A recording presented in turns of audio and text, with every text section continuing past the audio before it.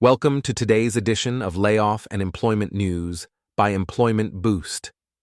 Today's date is Friday, November 10th, 2023.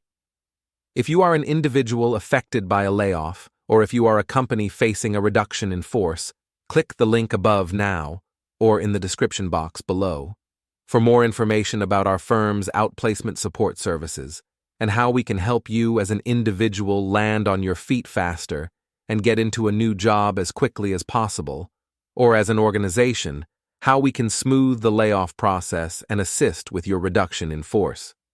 Now, on to today's headlines.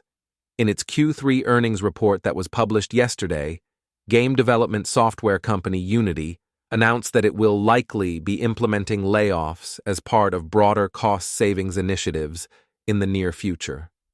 Unity stated that it wants to focus on products that are most valuable to customers, which will mean discontinuing certain product offerings.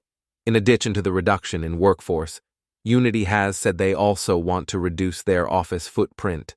There's no further specifics at this time, but Unity expects to complete their changes before Q1 2024.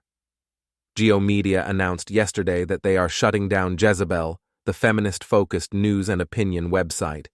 Jezebel, which was launched in 2007 by Gawker Media, was bought by GeoMedia and private equity firm Grant Hill Partners in 2019, along with other former Gawker sites.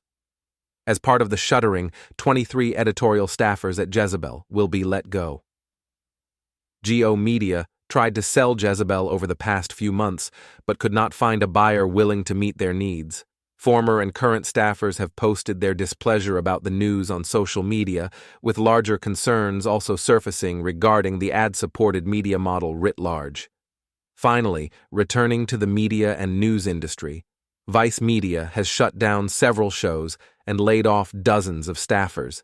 It's not known immediately which shows will be canceled, but Vice has stated that Vice News will continue to produce at least a few shows moving forward. However, similarly to Jezebel, former and current staffers have lambasted Vice, saying they aren't actually serious about making news media and that the company is just an empty shell.